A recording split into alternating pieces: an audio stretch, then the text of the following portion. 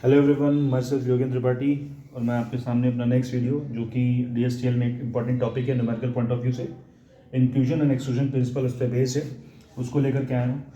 तो इस टॉपिक में जाने से पहले आपको ये जानना बहुत ज़रूरी है कि इस टॉपिक की स्टडी हम क्यों करते हैं या इसकी ज़रूरत क्यों पड़ती है। तो शुरुआत करते हैं सेट से ही, क्योंकि ये टॉपिक हमारा सेट का ही, तो सेट से शुरुआत करते हैं, सेट से इसको कोरिलेट करते हैं कि क्यों ज़रूरत पड़ी इसको पढ़ने की। तो हमने यहाँ पर एग्जाम्पल के तौर पर अगर आपको हम बताएं कि जो हमारा सेट्स है उसमें एक टाइप सेट का एक टाइप होता है जिसको बोलते हैं डिसजॉइंट सेट। तो जब डिसजॉइंट सेट की जब हम बात करेंगे तो जो उसका जो कॉमन एलिमेंट होगा या जो इसका इंटरसेक्शन जब लेंगे तो उसमें कोई भी कॉमन एलिमेंट नहीं मिलेगा, यानी उसकी वैल्यू 5 से डिनोट करेंगे या एम्प्टी सेट से डिनोट करेंगे।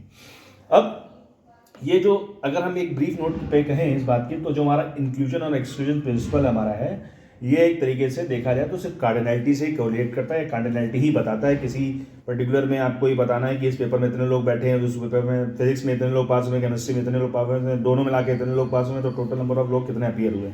तो इस तरीके से जब आपके सामने कोई क्वेश्चन आता है तो उस जगह पर आप इंक्लूजन और एक्सक्लूजन प्रिंसिपल का यूज करते हैं, इसीलिए इसको हम एडिशन प्रिंसिपल भी बोलते हैं। मगर इसमें थोड़ा सा चेंजेस हैं, कैसे वो हम बताते हैं।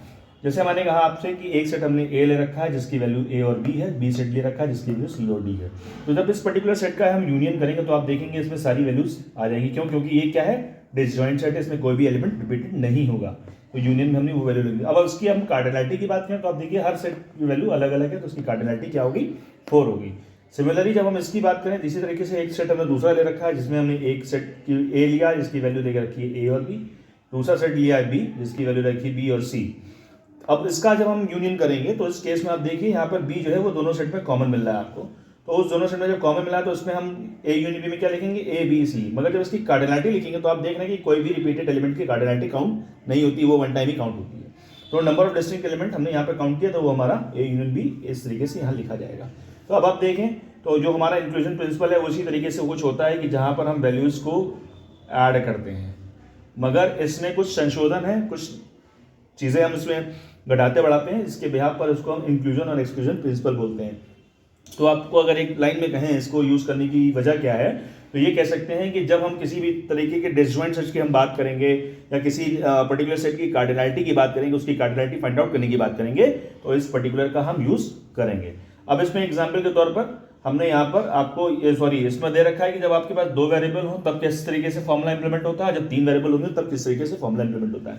तो मान लीजिए हमारे पास कोई 2 सेट दे रखे हैं जिनकी कार्डिनैलिटी आपको पता है और वो कुछ इस तरीके से दिया हुआ है, कार्डिनैलिटी को हमने इस तरीके से भी डिनोट करते हैं और हम एक बार इस तरीके से भी डिनोट करते हैं। तो उसको फाइंड आउट करने का तरीका क्या है, 2 सेट की कार्डिनैलिटी की वैल्यू दे रखी है, तो उसको फाइंड आउट करने का क्या तरीका है कि cardinality of set A plus cardinality of set B minus A union B intersection B का कार्डिनैलिटी। तो इस तरीके से 2 सेट की कार्डिनैलिटी की वैल्यू आप निकाल सकते हो, या इनमें से कोई भी वैल्यू अगर अननोन है तो आप निकाल लोगे। सिमिलरली अगर 3 सेट दिए हैं, ए बी सी 3 दे रखे हैं, तो उसको कैसे आप सॉल्व करोगे, तो तीनों की इंडिविजुअल कार्डिनैलिटी माइनस एक का दूसरे के साथ इंटरसेक्शन, फिर दूसरे का तीसरे के साथ इंटरसेक्शन, और फिर माइनस पहले का तीसरे के साथ इंटरसेक्शन, और प्लस तीनों में जो कॉमन एलिमेंट आएगा उसकी वैल्यू। मगर इसको अगर हम वेन डायग्राम से देखें तो कुछ इस तरीके से हम डिनोट कर सकते हैं या शो कर सकते हैं। तीनों केस में इस तरीके से ये बना हुआ है और ये बना हुआ है। तो जो ये पोर्शन है हमारा इसमें तीनों वैल्यू आ रही हैं, इसको हम A intersection B intersection C बोलेंगे, और ये पोर्शन हमारा हो जाएगा, अगर हमने ये ए ले रखा है, ये बी ले रखा है, ये सी ले रखा है, तो ये पोर्शन हमारा होगा,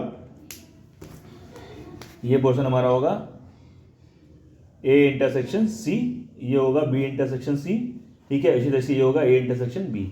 तो इस तरीके से इसकी वैल्यू आप कैलकुलेट करते हैं A union B union C की। तो अब इसके बाद हम वीडियो में जो है वो न्यूमेरिकल पॉइंट देखेंगे कि किस तरीके से कैसे भी क्वेश्चन को इस तरीके से कैसे सॉल्व करते हैं। Thank you guys for watching this video. Now what you have to do, you have to share, like and subscribe my channel so as to increase my subscriber. Thank you for watching this one.